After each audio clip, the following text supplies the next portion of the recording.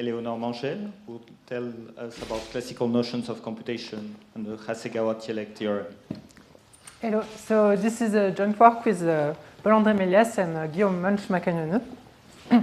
So one thing that is almost always assumed in logic is the associativity of cotillion, which means that when you have three derivations and you want to compose them, so there are two ways to compose them, either the second and the third one, and then the first one, or the first one and the second one, and finally the third one. So associativity means that the two ways are equal, that it gives us the same thing. So, however, Girard observed that it makes sense to relax associativity in his polarized classical logic called LC. So this fact is, in fact, way more general than that, than classical logic even, and it's deeply connected to effects in the call-by-value and call-by-name scenarios. So when you have a simple program, just let x equal u in T, there are essentially two different ways to compose them. Either to evaluate, either by call-by-value, which means you evaluate u and then T, or by call-by-name, you evaluate T before u. So without effects, it doesn't change anything for the results, if it's well-typed at least. But with effects, the output depends on the order of evaluation, so it matters a lot. So what would happen if we would consider a language with two different lets, one let in call-by-value and one let in call-by-name? So it's not so much a wild idea, and it's already present in many programming languages. So for example, in ML, it's call-by-value by default, but you can have call-by-name by using syncing. And in Haskell, which is call-by-name by default, you can have call-by-value with the operator $bang.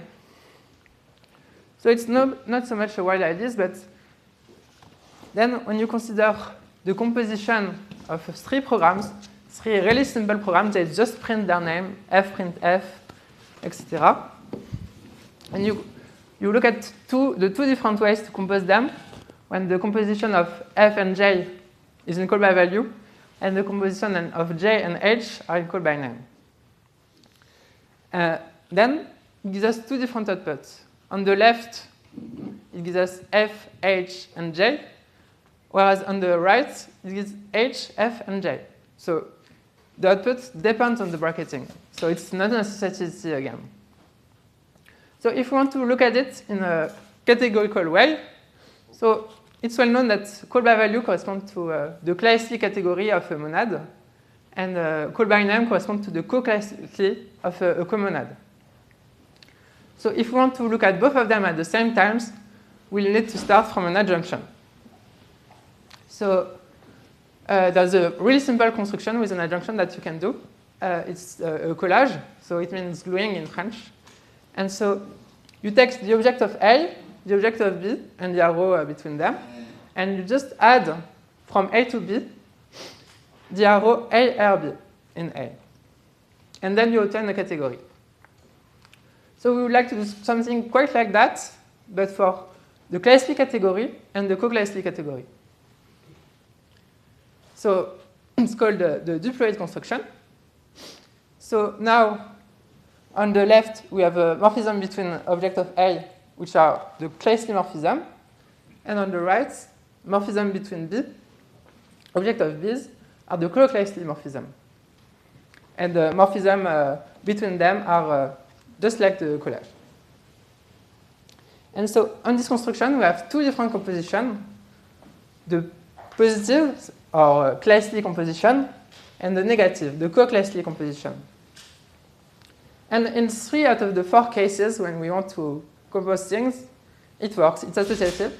But the fourth case, the case where you have negative composition on the left and positive composition on the right, then the two cases are not equal in general. So again, a non-associativity. So we have a second calculus that we call the L calculus, which is a polarized effect calculus to have this phenomenon. So we have an environment on the left, an environment on the right of variables and covariables. And an expression is simply, for an expression, the type of the output, one type of the output is distinguished. For context, one type of the inputs are distinguished. And for the commands, none at all. So we can transform a command in a context by distinguishing one type on the inputs, or we can have an expression by distinguishing one type on the outputs. And if we have one context and one term where the same type is distinguished, then we can put one in the other and obtain a command. And so it's a polarized calculus, so every type has a polarity. Each type is either positive or negative. So it matters when we have what seems at first like a critical pair. So we have on the left a term mu alpha C, and the right mu tilde alpha A C prime. So if it's on a type which is positive, then we will do a elimination, a cut elimination on call by value, based on call by value. So first, we simplify the expression. And if it's negative, then we reason by call by name, and we simplify first the context. And so when we consider the composition of three commands, so C prime, C prime, and C second, then depending on the bracketing, it's not necessarily the same thing. And so again, we have non-associativity. Because as you can see, in the result, the normal form, the order in which the program appears are not the same, which is basically the order of evaluation. And so we would like to have a categorical model for this phenomenon. So we start with a simple definition, just a non-associative category, which is the same thing as the category, but where we remove the assumption about associativity. So we may have path of length 3 that doesn't associate, such that the two ways to compose them are not equal. And so, so now we can consider the reverse, associative path. So a path of length 3, so which does associate, so that the two triangulation of the composition are equal. So it allows us to consider basic properties about non-associative categories. So we say that a morphism is truncable if every path of length 3 that starts with it associates. Usually, a morphism is linear if every path of length 3 that ends with it associates.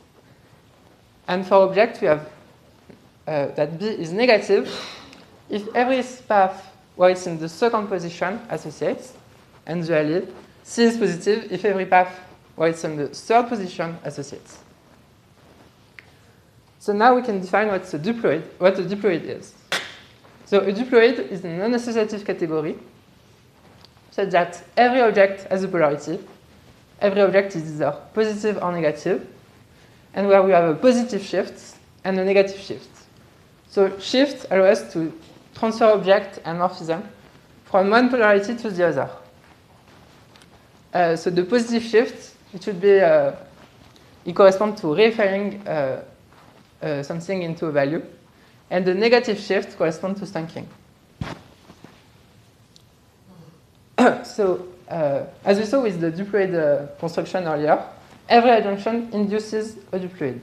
And conversely, now, every diploid induces an adjunction. So from a diploid, we can construct an adjunction between the category PT of positive object and thunkable morphism, and the category NL of negative object and linear morphism. And so the back and forth correspondences between the diploid construction and this adjunction induce a completion on adjunction. So it gives us this result. So we have indirect models of effects in adjunction, direct models in diploids. with a back and forth between them. And if we consider a diploid, and we say that everything is associative, it's called depolarization, then we get categories. And we also have an associated second calculus, so the bare calculus. So it's just the calculus I showed with a few more rules for variables and things, but not much. So that was the work of Guillaume Munch.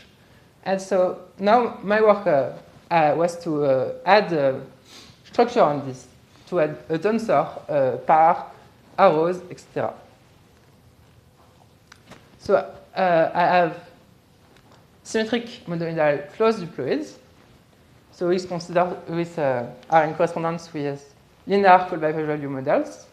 And when depolarized, it simply give us a monoidal closed category, symmetric monoidal closed categories. And we have an associated second calculus in the linear called bifacial L calculus. And so now if you consider polarized MLL, so we have dialogue diploids, which are in correspondence with dialogue categories, which are continuation model. And when they're polarized, then we get star-autonomous categories. And so the associated second calculus is the linear classical L calculus. And so these ones are a bit complex, too complex to, so I can't enter into more details. But I'd just like to consider with just the tensor, so symmetric monoidal diploids. So when we have a monoidal structure on an adjunction, then it's a well-known fact that the class C category inherits a premonoidal structure. So the bifunctoriality of the tensor is lost. And the diagram here does not always commute. So which means that if we have J on the right and then F on the left, it's not the same thing as having first F on the left and then J on the right. And we say that F is central if it makes the diagram commutes for any J. And so now, if we want to generalize it on the whole diploid, then it's not the bifunctoriality, it's the functoriality of the tensor that is lost, which means that the tensor does not preserve the composition. So having F tensor B and then J tensor B is not the same thing as having F composed with J and then tensoring with B. So in models of linear logic and even logic in general, operators are often defined with an adjunction. So, for example, the arrow is defined as the right adjoint of the tensor. But how can it be done when our operators are not even functorial? So that was a big surprise during my research, is that actually we can have adjunction of graph morphism between non-associative categories. And adjunction can be defined without functoriality of the morphism. And they still have really nice properties. So I can't go into more details now, but it's a really nice thing, I think. And so now I want to give an example of the effect of probability. So when we consider the monad of finite distributions. So we get a symmetrical monoidal diploids of sets equipped with the polarity and stochastic map between them. And in this diploid, every map is central. Because whether if you have two dice, whether you roll the first one and then the second one, or the opposite, if it's in parallel, it doesn't change anything. However, the only thunkable positive morphism are the direct distribution, are the constant morphism. So the non-associativity appears even if the effect is commutative. So is there a relation between thunkable morphism and central morphism still? So we have that actually in the symmetrical monoidal diploids, thunkable morphism are central, always. But as is just so, not all central morphisms are thunkable. But there is a specific case where thunkability and centrality are the same thing. So in the presence of continuations, thunkable morphisms are exactly the central morphisms. So consider morphism F central, and we have J and H after. And so we can use the duality to reverse H and J. And so now we have a J with two inputs, B and C star. And it's just like a centrality problem. We have an input on the right with H star, and an input on the left with F. And so since F is central, we can commute them. We can say that it's equal to that. And then we can simply reapply the individuality negation and obtain back the other bracketing of the expression. So this we call the Hasegawa-Tsueko theorem, because they both found this theorem in different contexts each. And it's an important result, and I think it's really great to see, very nice to see how simple it is to prove in diploids. So another way to say a corollary is to say that if every morphism of dialog diploids is central, then every morphism is thunkable, and so the diploid is a category, and it's a star autonomous category. Or again, another formulation is to say that the continuation monad of a dialog category is idempotent if and only if it's commutative.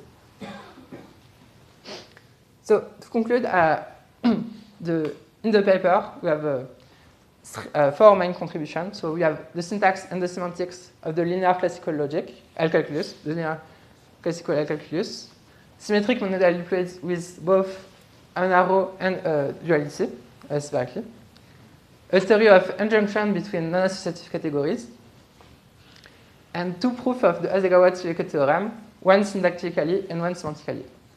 And in the future, we'd like to add every other operator of linear logic, so mostly sum and exponential. And we also like to integrate delimited continuation to hopefully obtain dependent diploids. Thank you for your attention.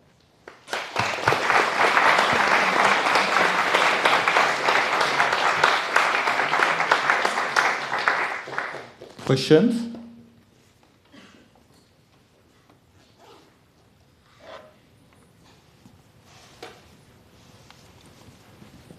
Maybe I can start with one.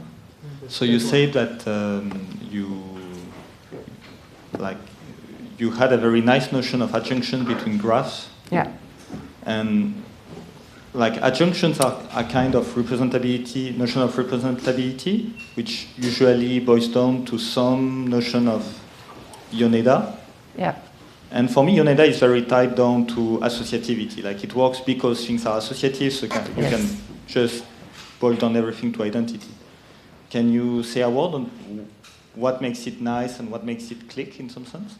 First, for the part of the Yoneda lemma, we are currently working on that to find a version of it, and it would be more restrictive than the associative version, obviously. But I think we will be able to have a nice lemma in non-associative categories. And then why it's nice? So one thing is that the right adjoint preserve syncability, and the left adjoint preserve linearity. So I think that's really nice. And there are other more complex properties. Hi, thank you for a great talk. Thank you. I was hoping you could say a bit more about what the Hasegawa-Tsueko theorem is and why it arises naturally out of your work, or why could you expand on So first, Tsueko was the first one to find this theorem, but it was in the case of without linearity, and he proved it. And then Hasegawa, so it was for the case of linearity, but there was no written proof of it. So this is the first written proof of the linear case. And so I think it's really nice to see the correspondence in continuation between the property of associativity and the property of parallelism, kind of the tensor.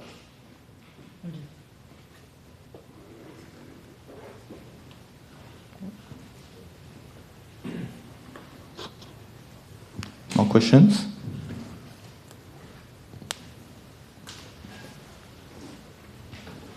This is really interesting work. Thanks very much for presenting it. I'm curious about your notion of adjunctions between non-commutative or non-associative, categories. So there's been a lot of work on the two categorical structure of things like adjunctions and monads and comonads, Kleisli and Coase-Kleisli. I'm wondering if you've investigated any of that here, the two categorical structure. Not really yet, but it's still a work in progress. And so now, in this paper, we only had one level for the moment. But it's an interesting question, and thank you.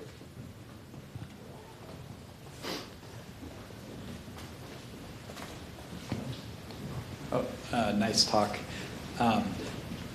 One thing I'll just say real quick, I have kind of a question, but responding to that last question is I think that with there's some sort of bicategory thing you can do where you have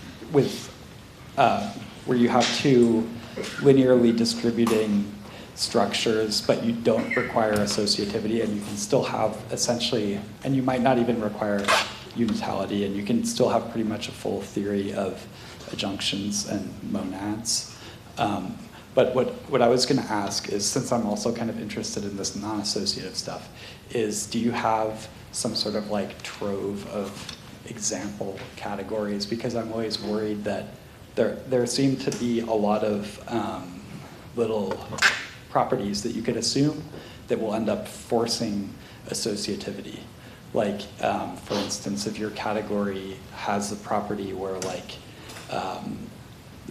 if you take a Hom functor from where you put in as your first object the monoidal unit for one of these things, if that Hom functor is full and faithful, even in some enriched sense, this will end up forcing some associativity in certain cases. So, and that seems to happen a lot with examples that I've looked at. So I'm just wondering, where can I find examples, or do you have examples, models, things like that? So, an example of non-associative categories? Sorry, for which? So what's the question exactly? Do you have a trove of examples of non-associative structures to sort of verify that it isn't just that we're not assuming associativity, but you actually have a model demonstrating that you can actually come up with? Yes, so the diploid construction, so it gives us a diploid, and it's associative if and only if the original monad is idempotent. So okay. Every monad which is not idempotent generates a non-associative diploid, a really non-associative diploid. Okay, and so I guess I'll need to try to understand directly what that means, but you have some examples of such non-idempotent. Yeah, by taking effect, the probability one, the printing one, any effects really gives us a non-associative, really non-associative, probably non-associative diploid.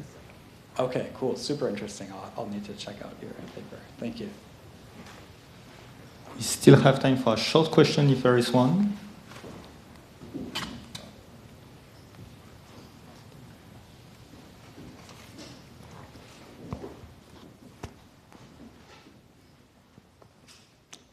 If there is no, let's thank Eleonore again.